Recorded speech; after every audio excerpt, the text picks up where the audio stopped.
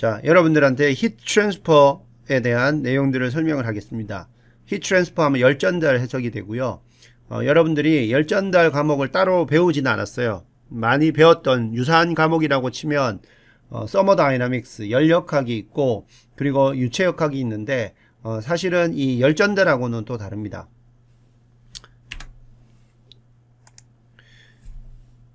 자, 열 전달 기본에 대해서 조금 설명을 할 건데요. 주로 이제 설명할 내용은 열 전달 설명을 할 때 필요한 심볼들하고, 그 다음에 이 convections, 그 다음에 heat transfer 베이직에 대해서 조금 설명을 하고요.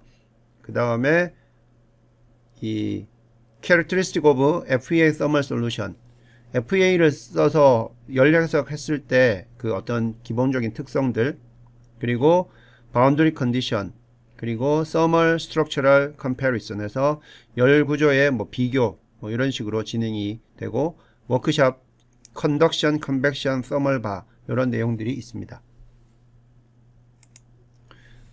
자, 먼저 symbol and convection이에요. 이게 이제 새로운 어떤 피직스 열전달 분야이기 때문에 설명할 때 이제 이퀘이션들이 있는데 거기에 나오는 심볼들이 필요합니다. 여러분들 열전달은 우리 기계 설계나 기계 로봇공학과에서 약간 간과될 수 있는 그런 분야인데 이게 상당히 중요합니다. 요즘 4차 산업, 그 다음에 관련돼서 뭐 통신 분야라든지 그 다음에 전자기기 이런 것들이 소형화 그리고 고성능화 되기 때문에 필연적으로 따라오는 것이 이제 어떻게 보면 전력의 사용이죠. 그죠? 전력의 사용인데 그 모든 시스템들이 경량화가 되고 그 다음에 소형화가 되기 때문에, 그런데 성능은 더 좋아져요. 열을 그러니까 쓰는 에너지는 더 많아지고 부피가 작아지기 때문에 결과적으로 문제가 생기는 건 뭐냐 하면 작은 부피에서 더 많은 그러니까 에너지를 쓴다는 것, 열이 발생한다는 거죠. 예전에 썼던 핸드폰, 우리 그 워키토키만 했던 그때하고 지금 아주 얇은 그런 거하고 성능은 더 좋아졌지만 부피가 작아졌어요. 구조적으로도 문제가 생기지만 열적인 문제가 아주 많이 생깁니다. 그래서 최근에 나온 뭐 애플워치 같은 경우에는 손에 뭐 화상을 입을 정도로 차고 있으면 그런 정도의 열이 발생한다고 하는데, 이처럼 우리 이제 기계 쪽에 하는 사람들이 해야 될 문제가 바로 이 열전달 부분이에요. 열전달 문제를 어떻게 해결할 건가? 열은 발생하는데 열 전달이 빨리 냉각을 시키려면 빨리 밖으로 배출을 잘하는 그러한 구조로 설계를 해야 됩니다. 그런 방법론들을 또 우리가 개발을 해야 되고요. 또한 이제 컴퓨터에도 마찬가지죠. 고성능 CPU라든지 고성능 GPU가 들어왔을 때 필연적으로 따라오는 게 이 열 문제입니다. 그죠? 그래서 냉각을 어떻게 시킬 건가? 그 다음에 그 팬을 어떻게 설계할 건가? 그 다음 핀을 어떻게 설계할 건가? 이런 것들이 다 기계하는 사람들이 해야 될 부분들이에요. 그걸 하기 위해서는 이 열전달 부분이 아주 중요한 또 토픽이 되고요.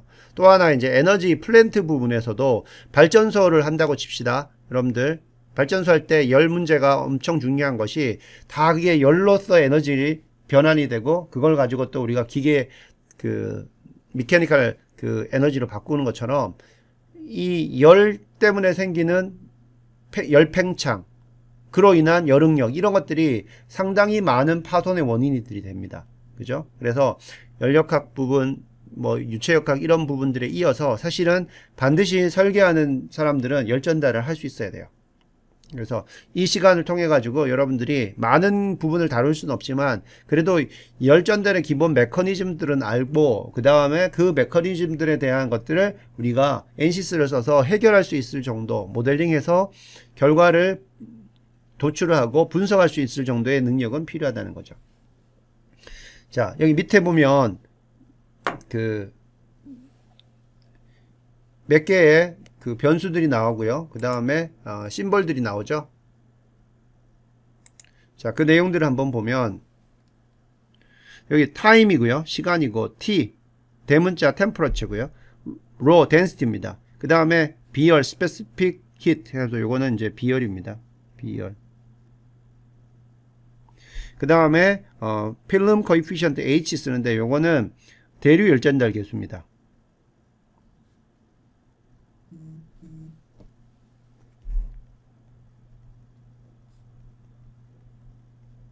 그 다음에 입슬론이 있어요. 이미시비티 해가지고 이거는 방사율이에요. 이거는 대류가 아닌 복사하고 관련이 있는 거고요.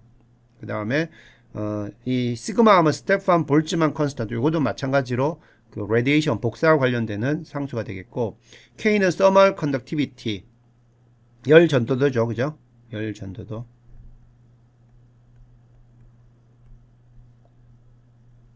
그 다음에 Q 하면 flow, heat flow rate 해가지고 그 열이 여기 rate가 되기 때문에 이제 시간과 관련되는 거죠. 그 다음에 heat flux는 요거는 온도의 그레디언트를 나타내요. 열속이라고 이렇게 이야기를 하고요.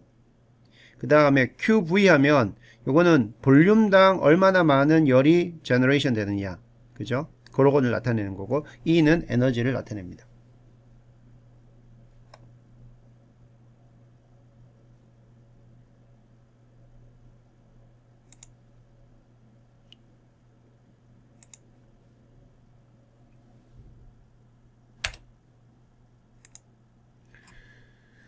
자, there are three basic modes of heat transfer.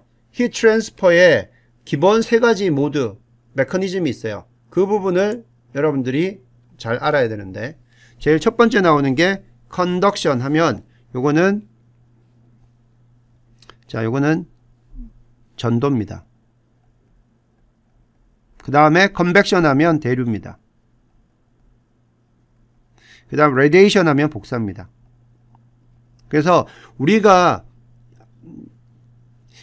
열 전달을 설명할 때 이 세 가지 모드로 설명합니다. 전도, 그리고 대류, 그리고 복사. 이걸로 heat transfer, 열 전달을 설명을 합니다. 자, 전도 컨덕션은요, 뭐냐 하면, 어떤 경우에 있냐면, 여러분들이 어떤 쇠 막대기가 있다고 칩시다.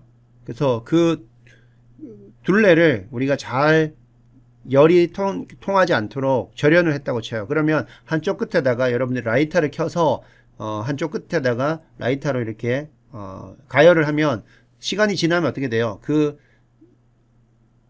가열했던 부분들이 점점 에너지가 열이 전달이 돼서 반대쪽 끝에도 우리가 손으로 잡고 있으면 뜨거워짐을 느끼죠. 이런 어떤 열 전달의 메커니즘이 바로 전도가 돼요. 왜냐하면 테두리 그 둘레를 우리가 절연을 했기 때문에 그쪽으로 유체랑 어떤 표면 간의 열 전달은 없습니다. 그리고 복사도 없어요. 그러면 어떻게 되냐면 그 에너지는 내부적으로 높은 온도에서 낮은 온도로 흐르게 돼요. 그죠? 그게 바로 열 에너지가 어떻게 흐르냐 하면은 temperature gradient, 열의 그 그레디언트, 기울기가 생기는 것 인해서 높은 쪽에서, 온도가 높은 쪽에서 낮은 쪽으로 흐르게 된다는 거죠. 이때 더 온도가, 같은 온도 차이가 있을 때 열 전달이 더 잘 일어나는 거는 뭐냐 하면 우리가 플라스틱을 썼을 때보다 같은 형상의 은을 썼을 때 훨씬 더 온도가 열 전달이 잘 일어나죠. 그 차이가 뭐예요? 바로 물성의 thermal conductivity, 열 전도도의 차이에 의한 것으로 그게 구별이 나는 거죠. 이처럼 어떤 바디 하나 안에서, 그죠? 그 temperature gradient로 인해서 그 내부 에너지가 전달되는 거. 이게 바로 전도가 되겠고요. 대류는요, 반드시 이 주위에 플루이드가 있어야 돼요. 이게 뭐 에어가 되든 또는 뭐 물이 되든 어떠한 하여간 플루이드가 있어야 됩니다. 이런 것들과 그 표면 사이에, 어떤 바디의 표면 사이에 열 전달입니다. 레디에이션은 태양 에너지가 우리 지구에 비춰지는 것과 똑같죠. 그 사이에 유체가 없죠. 왜냐하면 스페이스는 지금 진공이기 때문에. 그러니까 컨벡션은 아니고, 컨덕션은 뭐예요? 한 바디 안에야 돼요. 물체가 한 바디여야 돼요. 그레디언트가 있어야 되는데 지금 태양과 지구 사이에는 한 바디가 아니죠. 그 안에는 진공이기 때문에. 이런 경우는 어떻게 되냐? 레디에이션, 바로 복사라는 거죠. electromagnetic wave, 자기 파에 의한 에너지의 전달입니다.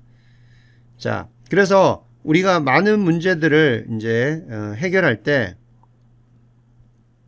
이러한 열 전달 부분들은 conduction, convection, radiation, 이런 것들이 복합적으로 함께 발생합니다. 그래서 우리가 모델링 할 때는 요 세 가지를 가지고 경계 조건으로 이렇게 부여를 함으로 해서 또는 또 하중 조건으로 부여함으로 해서 실제 주어진 문제들을 풀게 됩니다.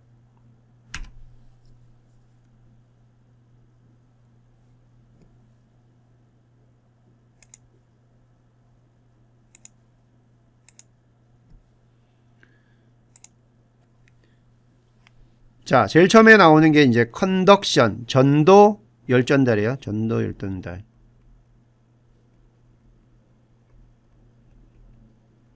자, 전도 열전달을 이제 기술하는 그 방정식이요. 푸리에 로 오브 컨덕션입니다. 이겁니다. 푸리에 법칙입니다. 푸리에 법칙. 자, 이걸로 우리가 전도를 나타냅니다. 방정식은요. 여기 나오는 이 방정식입니다. 조금 여러분 또 방정식 나오면 싫어할 수도 있는데 뭐냐면 K는요. 여기 나오는 K는 Thermal Conductivity 열전도도입니다. 그 다음에 Q는 여기 앞에서 나왔었죠. Heat Flow입니다. Heat Flow Rate. 그죠? Per Unit Area. Heat Flow Rate per Unit Area. 단위 면적당 얼마나 그죠? 열 전달이 많이 일어나느냐. 이걸 나타내는 거예요. 자, 어떤 뭐 이러한 재질이 있다고 칩시다. 이러한 재질. 어떤 벽이 이렇게 있다고 칩시다. 그러면 이쪽 온도는 뭐 T 뭐 1.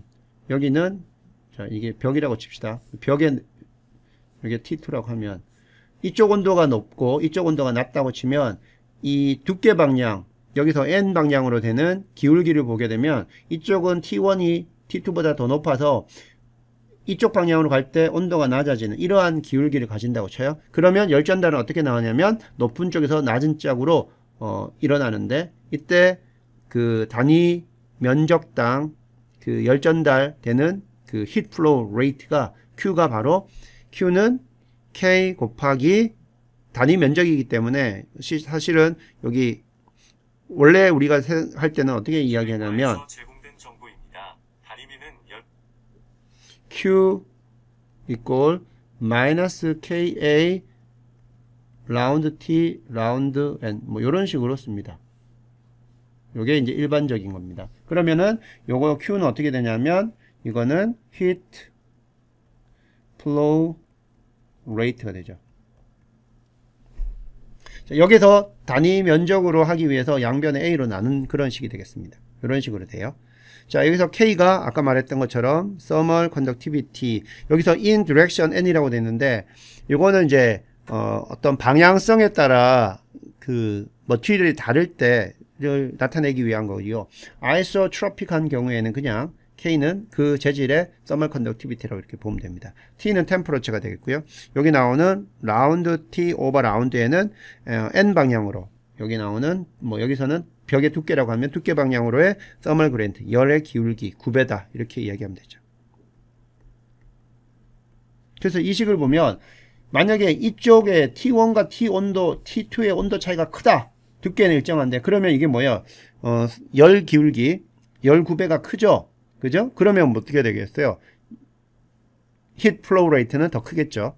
온도 차이가 크니까. 그리고 면적이 더 크면, A가 더 크면 당연히 전도 열전달은 많이 일어나고요. 그 다음에 열 전도도가 크면 어떻게 돼요? 더 많이 일어난다는 거죠. 그래서 여러분들이 요 식을 기억을 해주면 됩니다. 이게 푸리의 로우를 나타내는 그러한 방정식이 되겠고요. 여기 마이너스가 붙는 건 뭐냐면요. 요 그림을 보면 기울기가 어떻게 돼요? N이 증가하면서 기울기가 음수가 되죠. 근데 열은 이쪽으로 가기 때문에 이 전달되는 열 heat flow rate를 양의 값으로 가지기 위해서 여기에 마이너스를 붙이는 겁니다.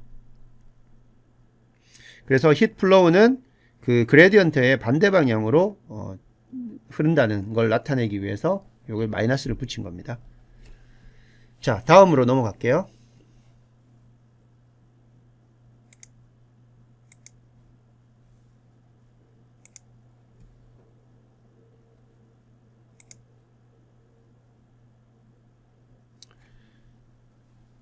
만약에 우리가 한 블락을 생각해 봅시다. 서피스가 A고요. 길이가 A인 겁니다. 그럼 앞에서 푸리의 로우에서 우리가 뭐라고 썼냐면 Q는 마이너스 KA에 라운드 T 라운드 뭐 N 이렇게 썼습니다. 그죠? 자, 그러면 요걸 어떻게 쓸 수가 있냐면요. 여기 나오는 라운드 T, 자, 요걸 어떻게 쓸 수가 있냐면 Q는 요 블락에 대해서 한다고 하면 KA 그대로 쓰고요. 라운드 T는 여기에서부터 여기까지의 온도 차이니까 델타 T라고 하고요. 그 다음에 라운드 N은 길이 L로 이렇게 해줄 수가 있습니다. 이렇게 쓸 수가 있어요. 요 식에 대해서. 요 식을 요 경우에 대해서 이렇게 쓸 수가 있고, 그럼 요걸 다시 쓰면 어떻게 되냐면, 자, 요걸 어떻게 우리가 쓸 수 있냐면 라운드 T 라운드 그대로 두고요. 그 다음에 나머지 부분을 모두 R 뭐 TH 이렇게 쓸 수가 있어요. 그러면 여기서 이 식을 이렇게 썼기 때문에 RTH는 뭐가 됩니까? 요거는 바로 KA분의 L 이렇게 쓸 수가 있죠. 여기 마이너스가 들어가는데 이 경우에는 우리가 마이너스를 그냥 일단 얼마나 방향은 알고 있기 때문에 이 부분은 그냥 양만 관심이 있다고 치면은 이렇게 쓸 수 있고, 여기 나오는 요거를 이렇게 KA분의 L로 쓸 수가 있습니다. 자, 그리고 우리가 여러분들 알고 있는 것처럼 전기적인 측면에서 보면 전기 쪽에서 전기 V는 IR이죠. 뭐예요? V는 전압이고 I는 전류고 저항입니다. 그러면 여기서 I는 어떻게 쓸 수 있어요? V 나누기 R 쓸 수 있죠. 그래서 여기에서 예전에 우리 1학년 때 공학 및 전공에 의해서 다 한번 배웠던 건데, 이 열전달하고요, 그 다음에 여기 전기하고 어떤 유사성을 가지고 있어요. 그래서 Q는 전기에서의 흐르는 전류가 되고, 여기 온도 차이는 전압차가 되고요, V가 되고, 그 다음에 요 식을 이렇게 썼던 것처럼 Q는 R분의 델타 T다 이렇게 쓰게 되면 V는 델타 T가 되고 Q는 I가 되고 R은 여기 나오는 요게 RTH가 된다는 걸 알 수가 있죠. 그러면 RTH는 푸리에의 식에서 보면 KA분의 L이다. 그래서 열저항이라고 이렇게 이야기합니다. 열저항 어떻게 돼요? 당연히 그 열이 지나가야 될 길이가 커지면 저항은 더 커지는 것이고요. 그 다음에 서멀 컨덕티비티, 열 전도도가 커지면 저항은 작아지고요. 그 다음에 A, 면적이 넓어지면 열이 더 잘 많이 전달될 수 있기 때문에 당연히 저항이 작아집니다. 그래서 RTH는 KA분의 L 이렇게 정의할 수가 있는 겁니다. 그래서 푸리에 로에서부터 이렇게 식을 이렇게 쓸 수가 있다는 거죠. 그러면 이 부분을 하나의 저항체로, 열 저항체로 그렇게 생각할 수가 있는 겁니다. Amount of heat which transit through the structure 이렇게 됩니다. 델타 T는 여기서 여기까지의 온도 차이를 나타내는 거고, RTH는 금방 thermal 그 resistance 이렇게 설명했던 것처럼 K 여기 나오는 재질 thermal conductivity분의 단면적 그리고 L 길이가 됩니다. 이렇게 여러분들이 생각을 할 수가 있습니다. 그래서 이 부분은 이렇게 전기적인 측면하고 연관을 시키면 여러분들이 쉽게 이해를 할 수가 있습니다.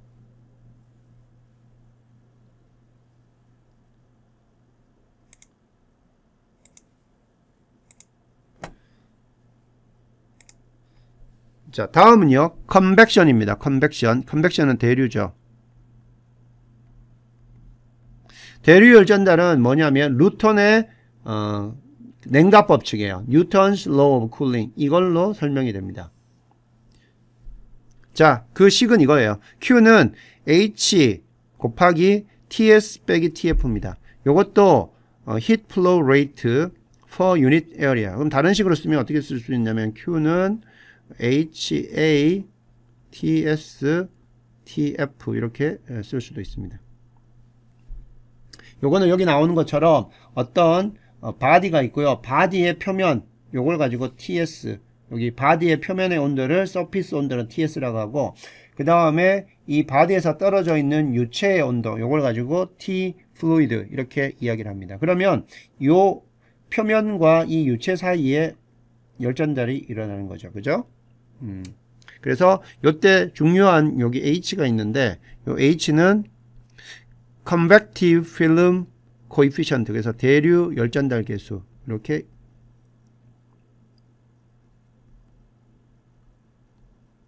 또는 뭐 대류 막계수 막 이렇게 이야기를 하기도 하고요. 일단 H 값이 크면 어떻게 돼요? 요게 크면 같은 온도차, 같은 표면적에서 히트 플로우 레이트가 커지죠. 그죠? 그래서 어떤 게 되냐면 예전에 다 여러분들 한번 1학년 때 소개했던 내용인데요. 같은 사람이 같은 온도차가 나는 물, 예를 들어서 한 40도 정도 되는 그러한 그 목욕탕에는 40도 정도밖에 견딜 수가 없어요. 반면에 우리가 사우나를 가면 거기에 막 80도 이렇게 돼도 견딜 수 있죠. 그게 왜 그래요? 그게 같은 표면적은 같고 그 다음에 여기 온도차가 그렇게 심해도 여기 H 값이 목욕탕 안에서는 요 H 값이 작고 목욕탕 안에서는 H 값이 크죠. 유체에서는 물 같은 거에서는 크고 그 다음에 이 공기라든지 이런 것들에서는 H 값이 작아요. 따라서 우리가 견딜 수 있다는 거는 이 Q가 우리 몸속으로 들어오는 Q가 어느 정도 견딜 수 있을 양이라는 뜻이죠. 그래서 요 H 값에 따라서 같은 온도차가 되더라도 우리가 실제로 얻는 히트 플로우 레이트는 달라질 수 있다는 게 내용이 되겠고요. 그때 이제 중요한 역할을 하는 것이 이게 convective film coefficient가 됩니다. TS, TF는 S는 서피스의 온도, 그리고 TF는 플루이드의 온도, 이렇게 생각하면 됩니다. 자, 컨벡션은요, 이제 모델링 할 때 어떻게 보냐면 대류는 일반적으로 서피스 바운더리 컨디션, 서피스를 선택하고 거기에 바운더리 컨디션으로 그렇게 입력을 하게 되고요.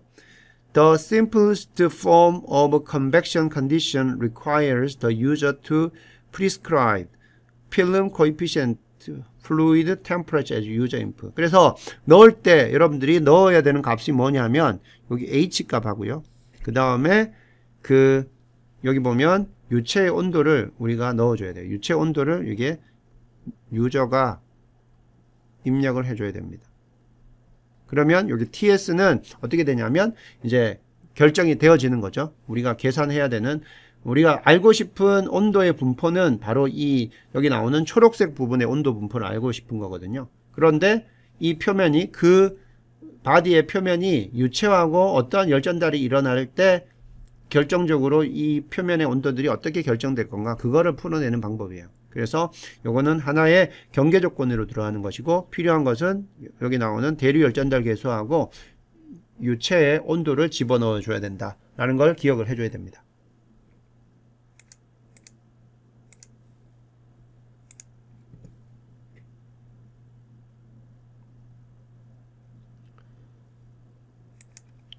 자, 요것도 마찬가지로요. A block of surface A, 요 부분의 surface를 우리가 A라고 하고요. 앞에서 했던 것처럼 우리가 thermal resistance를 계산해 보면 Q는 HA, 그 다음에 온도 두 개의 온도 차이였죠. 그래서 이거를 델타 T라고 놓을 수가 있습니다. 그러면 이것도 마찬가지로 그러면은 어떻게 쓸 수 있냐면 Q를 우리가 어떻게 쓸 수 있어요? 델타 T분의 저항 R thermal resistance로 쓸 수 있죠. 따라서 RTH는 뭐가 돼요? HA분의 1 이렇게 된다는 거죠. 자, 여기 보시면은 중요한 거는 여기에서 이 면적이 넓어지면 당연히 열전달이 많아지기 때문에 저항이 낮아지는 거고요. 그 다음에 열전도 여기 관련되는 대류 열전달 계수가 커지면 열전달이 더 일어나기 때문에 저항은 작아집니다. 그래서 RTH 요거는 컨벡션에 대한 RTH는 HA분의 1이 된다라는 걸 알 수가 있습니다. 이것도 마찬가지로 뉴턴즈 로우 오브 쿨링에서 계산되어서 나오는 겁니다. 자, 이렇듯 여러분들이 열전달을 이해하는 방법은요, 기본 열전달의 메커니즘, 전도, 대류, 그리고 복사, 라디에이션 있으면요, 그거를 이제 메커니즘을 기본적으로 이해하고, 그 다음에 각 메커니즘을 나타내는 그 이퀘이션 있죠. 푸리에 이퀘이션, 그 다음에 뉴턴 이퀘이션. 요거를 여러분들이 간단하게 그 상황을 생각하면서 이해를 해주고요. 그 다음에 그것들을 이제 여기 나오는 그 식에서 각각의 서멀 리지스턴스가 뭐냐라는 것들을 유도해낼 수 있으면 그러면 어느 정도 다 이해했다고 보면 되겠어요. 다음요.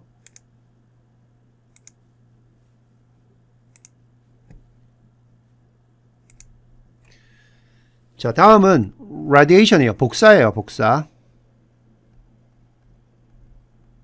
radiation heat transfer derived from 슈테판 볼츠만도. 자, 이겁니다. 요거는 식이 요렇게 줘요. Q는 자, 여기 봅시다. heat flow rate입니다. 요거는 단위 그게 아니었죠. 그래서 이걸 Q라고 썼고요. 여기 나오는 식은 요렇게 주어집니다.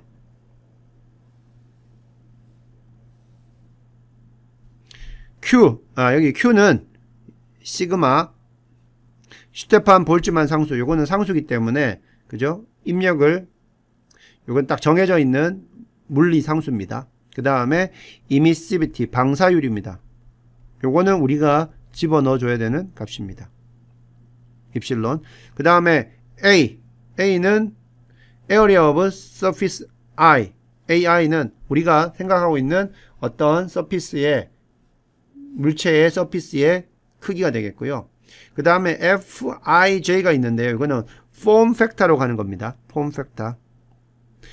서피스 I에서부터 서피스 J까지로 가는 폼 팩터입니다. 그 다음에 여기 나오는 TI하고 TI, TJ는 각각 여기 서피스들의 온도를 나타내고 있습니다. 그래서 이런 식으로 나타나요. 그래서 한 부분의 온도에 따라서 그거의 사승으로 나타내는데 요거는 뭐로 나타내야 되냐면 K로 나타내요. 켈빈으로 나타내야 됩니다. 요거는 식 자체가 켈빈으로 유도되어 있어요. 그래서 여러분들 요거 입력을 K로 해야 된다는 거 기억을 해줘야 되고요. 엔시스에서 레디에이션도요, 서피스의 그 어떤 현상으로 취급을 하게 되고요. 그 다음에 여기서 바디들은 오페크로, 그죠? 이렇게 가정이 됩니다. 그죠? 이렇게 되고, 입력을 넣어줘야 되는 건 아까 이야기했던 것처럼 스테판 볼츠만 상수는 당연히 요거는 물리 상수기 때문에 그냥 여러분들이 입력을 하지 않아도 되고요. 그 다음에 여기 나오는 emissivity, 요거 방사율은 여러분들이 입력을 해줘야 되는 거고요. 그 다음에 에어리어는 뭐 거기서 계산이 될 수가 있고, 그 다음에 여기 나오는 폼 팩터도 이 부분에 대해서 I에서 J로 갈 때 폼 팩터가 어떻게 되는가, 이런 것도 일단 넣어줘야 되는데, 이런 값들을 어떻게 결정하는가, 이런 것들이 상당히 조금 초보자들은 까다로울 수가 있어요. 그 다음 여기서는 이제 온도를, 한쪽의 온도는 우리가 만약에 결정을 해야 되는 온도고 하나는 주어진 온도가 있을 수도 있고요. 아니면 두 개가 다 결정해야 되는 그러한 경우들도 있습니다. 자, 그래서 아까 이야기했던 것처럼 여기 바디들은 일반적으로 오페이크 하면은 요거는 불투명체로 이렇게 생각을 한다는 거예요.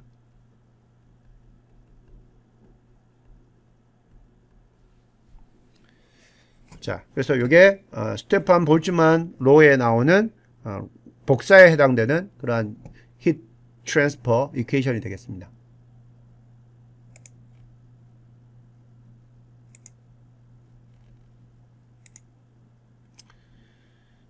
자, 그러면 이제 이 메커니즘들은 생각을 했고요. 우리가 봤고, 그러면 이게 어떻게 되냐면 이제 식을 유도를 해야 되잖아요. 식. 우리가 그 유한요소 해석을 하기 위해서는 그 식을 가지고 주어진 물체를 이산화해서 격자를 만들어서 이퀘이션을 그 각각의 절점의 자유도에서 푸는 거기 때문에요. 그때 이제 했던 것이 The First Law of Thermodynamics, 연력학 제1법칙입니다.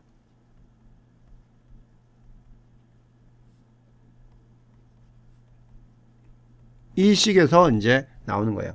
이거는 Conservation of Energy, 에너지 보존 법칙이고요. 요거는 뭐냐 하면 한 시스템에서 변화되는 에너지의 총 변화가 항상 그 시스템의 바운더리에 히트나 열이나 또는 일로서 전달되는 거하고 항상 그게 같아야 된다는 거죠. 그게 여기 나오는 식이 되겠어요. 그래서 어떤 small time increment, 아주 작은 그 시간의 인크리먼트에서 conservation of energy는 다음과 같이 표현될 수가 있다는 거죠. 여기 보면 E stored, 에너지 저장되는 거, 그 다음에 E in through the boundary, 바운드를 통해서 들어오는 열, 에너지, 그리고 밖으로 나가는 열, 그리고 generate 되는 열, 이런 것들이 다 합치면 0이 돼야 된다는 거죠. 에너지 보존 법칙이. 따라서 이 식으로부터 이 연력학 제1법칙 conservation of energy로부터요, 요와 같은 식을 우리가 유도를 합니다. 자, 요 연력학 제1법칙을 가지고 우리가 디퍼런셜 볼륨, 아주 작은 볼륨에 따라서 그 적용해 가지고 우리가 식을 유도를 하게 되면 governing equation을 유도하는데요. 자, 거기에 보면 자, governing differential equation for heat conduction. 자, 여기 heat conduction에 대해서 이렇게 적을 수가 있고, 이때는 뭐 heat load라든지 advection 이런 것들이 없다고 생각하고 유도를 하는 겁니다. 자, 그러면 여기 보면 여기 rho는 비열이고요. rho는 그 density고요. C는 비열입니다. 그 다음에 여기 대문자 T는 temperature고, 요거는 뭡니까? 시간이죠. 시간에 따라서 변하는 열 에너지. 그 다음에 Q는 뭐예요? 뭐 generate 되는, 여기 보면 Q라는 거는 the rate of internal heat generation per unit volume, 단위 볼륨당 발생되는 열, 그죠? 그 다음에 요거는 뭡니까? 앞에서 우리가 봤던 거하고 똑같죠? 여기 마이너스 K 라플라시안 그 다음에 T 이렇게 됩니다. 그래서 요거는 원래 요렇게 되어 있는 식을요, 더 쉽게 쓰기 위해서 요렇게 표현한 겁니다. 요거를 쓰게 되면은, 요걸 쓰게 되면 이렇게 되겠죠. T를 X쪽으로 편미분 2번, T를 Y로 2번, 3차원이 되니까 이렇게 쓸 수 있어요. Z. 자, 이런 식으로 쓸 수가 있습니다. 자, 그런데 여기서 만약에 우리가 문제를 풀어야 된다고 하는 게 스테디 스테이트다 하면은 요거는 이제 시간의 변화량이기 때문에 요 부분이 없어져요. 그죠? 요 부분이 없어지고, 그러면 이제 푸는 건 어떻게 돼요? 결국 그때 만약에 이게 스테디 스테이트라고 하면, 그러면 Q는 K, 이 식을 우리가 풀면 되겠죠. 이런 식으로 이퀘이션이 유도가 됩니다.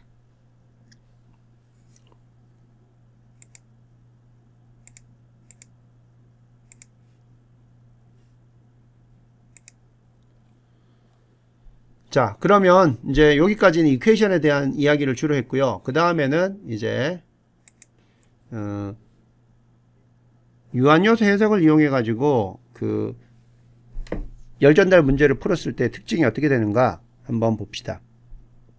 Potential problem, 잠재적인 문제가 있어. 어떤 문제냐면 poorly posed, under constraint, 뭔가가 잘못 지정됐거나, 그죠? 또는 여기 나오는 것처럼 under constraint, 구조 해석에서 경계 조건이 제대로 들어가지 않았던 것처럼 뭔가 좀 구석이 제대로 하지 안 된 경우가 어떻게 이게 보면 문제가 생길 수 있는데, 한번 보면 in a steady state analysis, 요거는 정상 상태 열전달 해석에서요,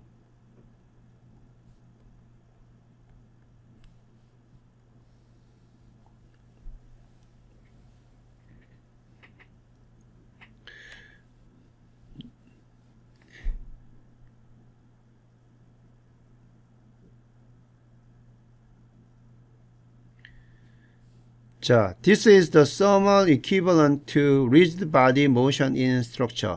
자, 구조 문제에서 나타날 수 있는 rigid body motion 같은 것이 에 해당되는 열에서의 그러한 해당되는 현상들이 나타날 수 있다는 거죠. 이게 뭐냐 하면은 여러분들이 문제를 풀어야 되는데 어떤 이러한 구조에서 문제를 열전달 문제를 풀어야 된다고 합시다. 그죠? 그러면은 만약에 여기 어떤 부분에 특정한 부분의 온도가 얼마다라는 게 지정이 되지 않으면 그죠? 이게 어떤 현상이 일어나냐 하면 이 에너지의 그 밸런스는 맞아요. 에너지의 밸런스는 맞는데 이게 실제로는 이 부분이 10도여야 되는데 10도씨여야 되는데 우리가 어떠한 부분에 대한 그 온도의 지정이 없이 문제를 풀게 되면 물리적으로는 내가 원하는 게 이제 이쪽 부분이 10도고 이 10도를 기준으로 전체 그 바디들의 밸런스가 맞아야 되는데 그렇지 않고 이게 임의의 값이 되고 그 임의의 값에서 이 전체적인 밸런스가 맞는 거예요. 그러면 그게 뭐하고 같아요? 구조 해석에서 리지드 바디 모션하고 같죠. 그죠?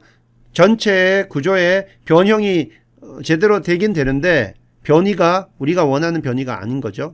그죠? 그런 경우가 똑같은 일들이 벌어진다는 거예요.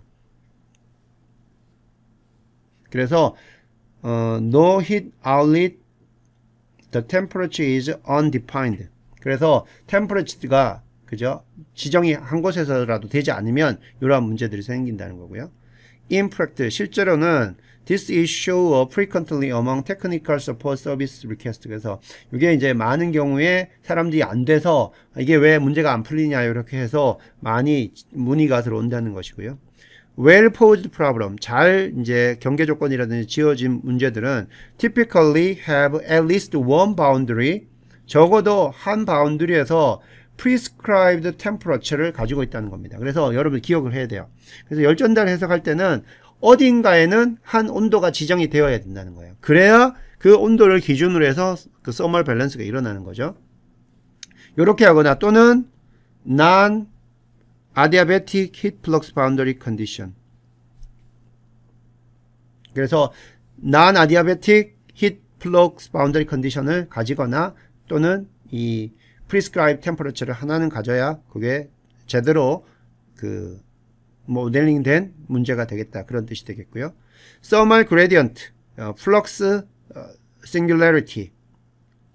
thermal gradient나 heat flux의 어떤 특이점들이 발생한다는 거죠. 이거는 구조에서 뭐가 돼요? 포인트 하중을 준다든지 또는 샤프한 코너에서 나오는 그런 스트레스의 singularity하고 거의 비슷한 겁니다. As mesh is refined near a point heat source.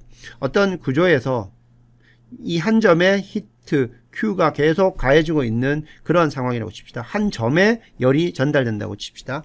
이런 경우에 요 근처에서 메쉬가 계속 리파인 되게 되면요. 그레디언트, 그러니까 미분하는 거죠. 열에서의 미분은 그 우리 구조 문제에서는 스트레인이나 스트레스 같은 개념이 돼요. 그래서 이런 것들이 계속 바운드 없이 그죠? 한계 없이 커진다라는 현상들이 발생한다는 거고, 이게 바로 싱글레리티 문제가 되는 거고요. 샤프 코너 구조하고 똑같습니다. 그 다음에 coarse geometry 이런 부분들도 non-physical thermal result를 유발시킬 수 있다. 그죠? 구조 문제하고 거의 유사합니다. Poorly shaped element can create anomalous result.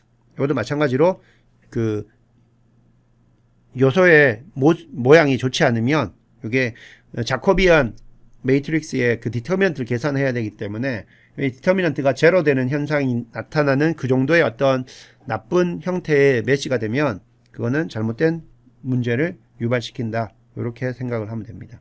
이제 요거는 이제 해석적으로 필요한 부분이기 때문에 이런 부분들은 잘 알아야 되고, 특히 여기 나오는 이 부분 기억을 해두기 바랍니다.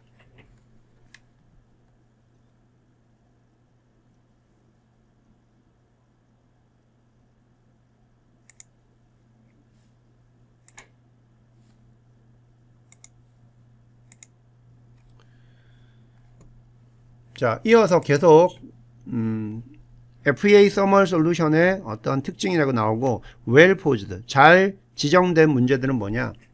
has an identifiable path for heat flow. 그래서 heat flow가 그죠?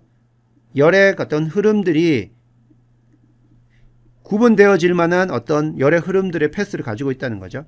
그래서 heat balance can be checked and divided into modes of transport. 그래서 heat balance들이 우리가 체크가 될 수 있어요. 결국은 에너지 보존들이 만족되는지 확인될 수가 있다는 거고요. 그리고 divide into mode of transport. 어떤 그 열이 전달되는 모드들로 구분이 된다는 거고요. Steady state problem require both a source of heat and a heat sink. 그래서 이 steady state problem이라는 거는 정상 상태예요. 그죠? 정상 상태 문제에서는 요게 열의 소스가 있어요. 그 온도를, 그 시스템의 온도를 높아지게 하는 부분과 그리고 그 온도 부분이 낮아지게 하는 부분이 있다는 거죠. 예를 들면 여기 이렇게 Q가 들어오면 어딘가는 이렇게 Q가 나가는 형태의 그 이런 것들을 다 가지고 있어야 되는 거지. 만약에 이런 게 없다고 칩시다. 이런 게 없다고 쳐요. 그러면 계속 한 시스템에 열이 계속 들어오면 어떻게 돼요? 결국 그 온도는 계속 올라가겠죠. 그러면 스테이디 스테이트가 안 되겠죠. 그죠? 그런 의미라는 거고요. Transient heat problem do not require an energy in-out balance, but will not have steady state solution without it. 근데 트랜지언트 해석에서는 이런 게 필요 없다는 거죠. 왜냐하면 트랜지언트는 과도 해석이기 때문에 이게 시간에 따라서 온도가 계속 이렇게 올라가는 형태가 되어도 문제가 없어요. 그러면 이렇게 들어오는 히트소스하고 히트싱크 빠져나가는 부분이 없으면 온도가 계속 올라가서 결국은 이게 스테디 스테이트는 안 되겠죠. 그런 의미가 되겠고요. Proper specification of boundary condition is crucial. 그래서 제대로 된 바운더리 컨디션을 지정하는 것이 중요하다는 거죠. What is realistic? 어떤 게 좀 더 현실적이냐? What do you know? 네가 알고 있는 정보가 뭐냐? Is the heat load known? 열 하중이 알려져 있느냐? 아니면 또는 a function of unknown temperature. 알지 못하는 템퍼러처의 함수냐? 그죠? 이런 것들이 되게 중요하기 때문에 이런 부분들을 proper한, 적당한, 그죠? 합당한 그러한 경계 조건으로 지정을 해줘야 된다는 거고요. Non-linear problem benefit from good initial guesses for temperature. 그래서 좋은 초기 guess for temperature. 온도에 대해서 초기 온도에 대해서 초기 그 guess, 초기 값이죠. 추측을 잘 하게 되면 non-linear 해석에서 수렴을 빨리 시킬 수 있다. 그런 특징이 되겠습니다.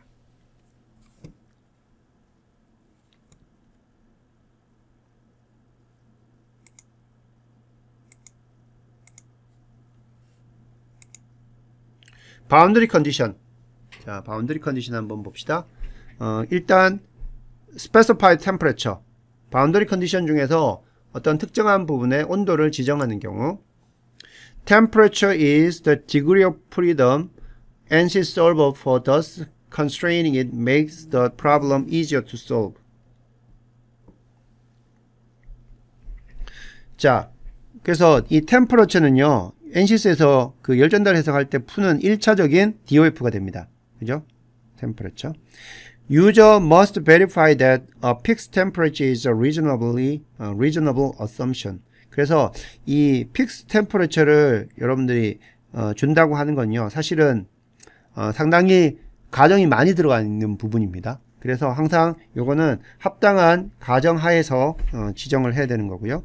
At a fixed temperature, 만약에 한 온도 부분이 딱 결정이 되어 있다고 치면요, there will be a heat flux calculated which maintain the temperature. 이게 무슨 의미냐 하면 이러한 바디들이 이렇게 있다고 칩시다. 그래서 이렇게 있고 뭐 여기 안쪽에서 뭐 Q가 발생하고 있고 열이 발생하고 있고요. 그리고 여기 이제 유동에 의해서 여기 대류 열전달이 있다고 칩시다. 그런데 여러분들이 요 밑에 부분을 요거를 T로, 그죠? T 어떤 뭐 제로로 픽스를 딱 시켰어요. 그죠? 여기 픽스드 템퍼러처를 넣었어요. 그러면 여기에 열이 생기고 또 열이 빠져나가고 그 다음에 또 여기 이 유지되는 이 T0로 입력한 그 온도가 유지되기 위해서는요, 이 부분으로 열 전달들이 항상 일어나야 된다는 거죠. 그래서 히트 플럭스가 항상 발생한다는 거예요. 그래서 온도를 그 지점에 유지한다는 게, 그 온도를 유지하기 위해서는 때로는 그 부분으로 열이 더 전달이 되어 들어와야 되고요. 아니면 어떤 부분은 그 부분의 온도가 계속 높아지기 때문에 그 온도를 유지하기 위해서는 히트 플럭스가 밖으로 빠져나가야 되고, 그런 부분이 있다는 걸 이해를 해야 된다는 거고요. A simulation that contains only fixed temperature boundary condition will always be bounded. 그래서 항상 fixed temperature boundary condition을 가지고 있는 경우는, 예를 들어서 사각형이 있는데 여기 100도, 여기 50도, 여기 30도, 여기 10도다. 이렇게 놓고 열 문제를 풀어라 그러면 이게 온도가 이 경계에서 주어진 이 온도들을 기준으로 해서 이 내부에서 온도의 분포가 바로 결정이 되어서 그거는 바운디드 된다. 그죠? 된다는 뜻이고요. A temperature applied as a step change during transient analysis is generally more difficult to solve than one that ramped. 이건 뭐냐면, 시간이 이렇게 흐름에 따라서 어떤 부분의 온도를, 그죠? 이렇게 스텝으로 이렇게 바뀌게 되면, 이렇게 하는 것보다는 어떻게 하라는 거예요? 이거를 이렇게 램프 형태로, 이렇게 시간에 따라서 어느 정도 기울기를 가지고 이렇게 온도 올라가는 이러한 문제로 바꾸라는 거죠. 스텝으로 올라가게 되면 수렴이 잘 안 될 수도 있다는 겁니다.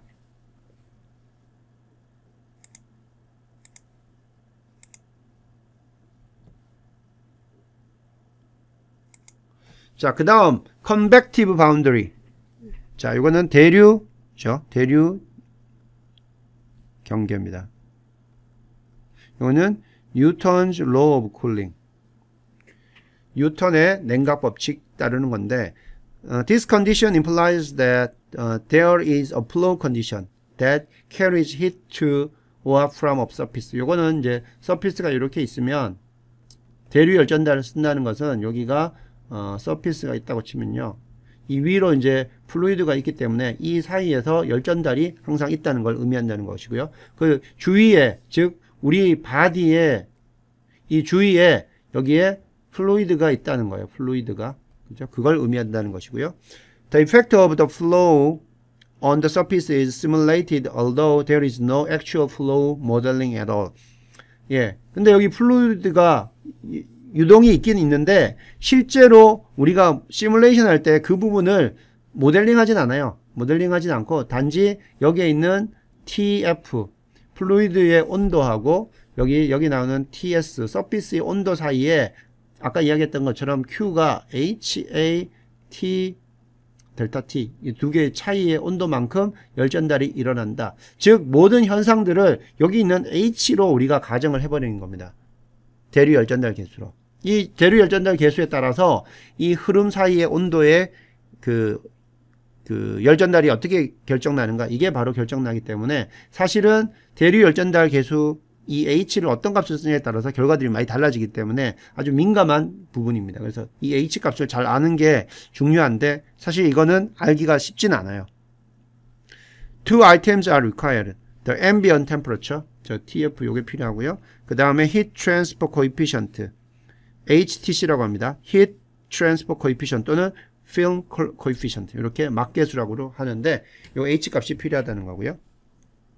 자, HTC, heat transfer coefficient value are commonly obtained from correlation per specific flow and heat transfer condition. 그래서 요거는 이 바깥에서 플로우들이 어떤 건가, 요 부분에 대해서 우리가 그거를 생각을 하고요. 그 다음에 heat transfer condition들을 생각을 해서 그 값들을 일반적으로 얻습니다.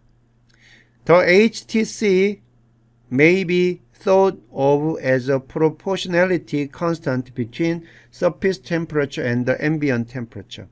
그래서 요거는 그 surface temperature나 또는 ambient temperature의 그 proportionality constant, 비례하는 어떤 값으로 생각할 수가 있고요. convective boundary, 대류 열전달 관련되는 경계 조건에서 surface temperature하고 heat flux는 unknown이에요. 이게 중요하죠. 자, 여기에서 Q equal HA T 뭐 F 빼기 TS 할까요? TS에서 H는 주어지는 거고요. H는 주어지는 거고 A는 아는 것이고요. 그 다음에 TF도 우리가 주는 겁니다. 나머지 Q하고 여기 나오는 HS, 여기 나오는 surface temperature TS하고 그 다음에 여기서 계산되는 heat flux, 요거는 둘 다 unknown이에요. 그래서 요게 NCS에서 이제 다 이퀘이션이 결정되어지는 거죠. 요게 결정되면 요게 결정되고 이제 이큐빌리엄이 일어날 때까지 풀어야 되는 거죠. 그래서 HS하고 Q가 모두 다 unknown이다 라는 거 여러분들 이해를 해야 됩니다.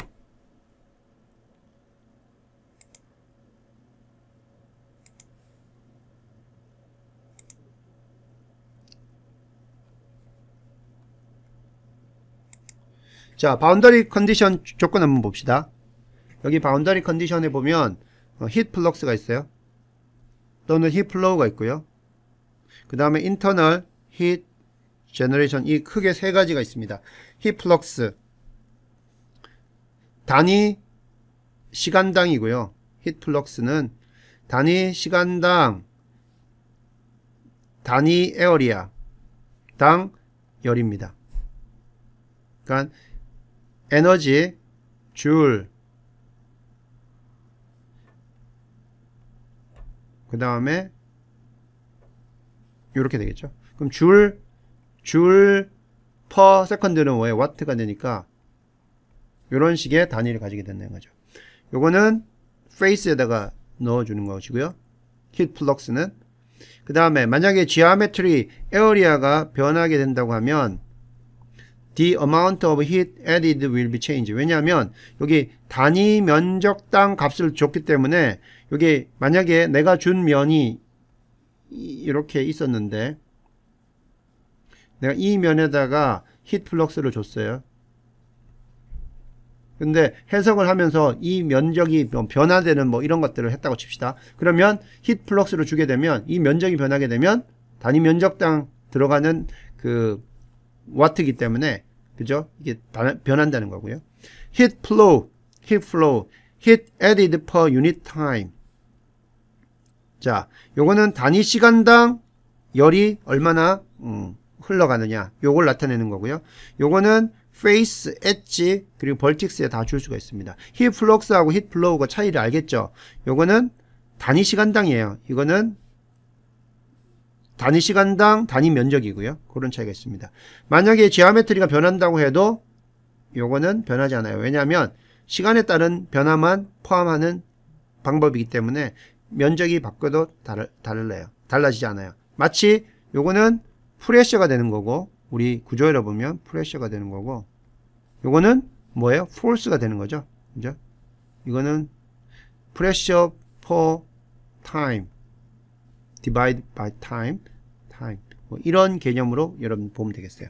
heat generate, internal heat generate 요거는 예를 들자면 뭐 저항체처럼 열이 발생하는 겁니다. 요거는 단위 볼륨당 단위 시간이에요. 그래서 요거는 요게 단위 시간이니까 요게 미터의 3승 단위 볼륨당 요런 걸 가지게 되고 볼륨을 계산하기 때문에 바디한테만 줄 수가 있어요.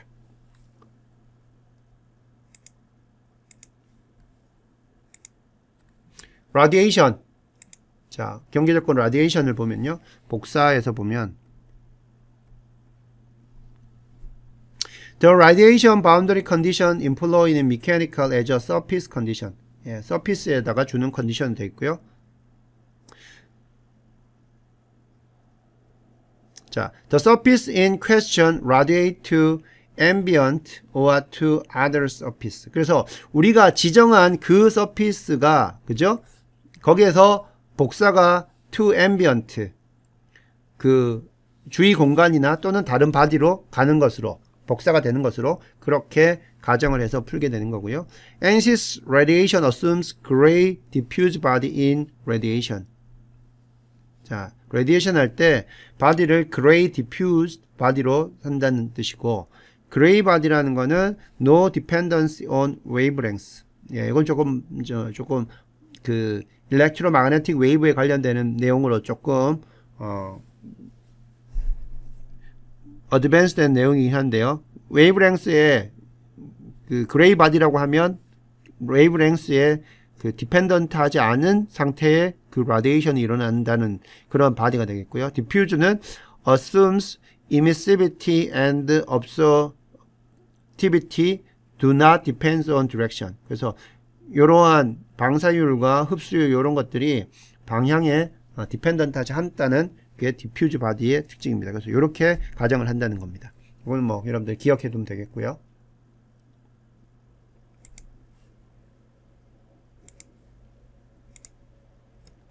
자, 그래서 실제로 net radiation heat flux 여기 보면 자, 이 바디에서 실제로 이제 일어나는 순수 radiation heat flux 복사에 의한 heat flux는 QR이라고 칩니다. QR은 이거는 이제 밖으로 나가는 것이고, 그 다음에 요거는 반사되는 것이고, 요거는 그 순간적으로 나오는 인시던트, 순간적으로 나오는 것이고, 그래서 실제로 계산되는 것들은 우리가 여기 나오는 방사율 그런 것들을 활용을 해서 표현을 하게 된다면 이런 식으로 계산이 된다는 겁니다. 자, 마지막이에요. 이제 구조 문제하고 요거 이제 마지막 내용인데요.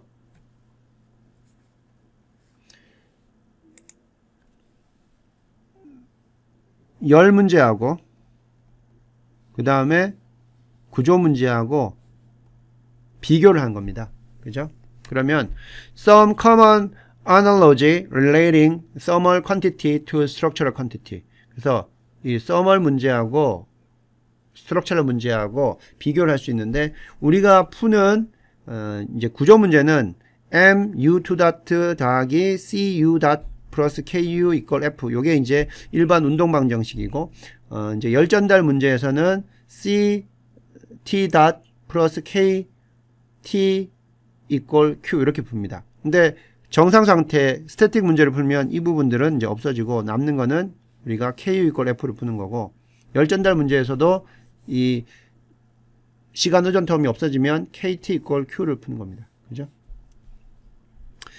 DOF는 스트럭처라는 일반적으로 이제 디스플레이스먼트를 푸는 거고, 서멀은 여기 나오는 템퍼러처를 푸는 거고, 폴스는 자, 폴스 부분이 되는 부분은 여기 heat flow rate가 되고요. 그 다음에 프레셔는 heat flux가 됩니다. heat flux가 되고, 그 다음 strain은 미분한 거죠. 디스플레이스먼트 미분한 거라서 thermal gradient가 되는 거고, 스트레스는 heat flux 이런 내용이 됩니다. 그래서 보면 프레시하고 스트레스하고 같은 단위인데 heat flux하고 여기 나오는 플럭스가 같고, reaction force 발력은 reaction heat flow가 됩니다. 왜냐하면 여기 나오는 force가 그죠? heat flow가 되잖아요. heat flow. 그래서 이 부분들이 이렇게 대응이 된다는 거 여러분들이 기억을 하면 되겠습니다.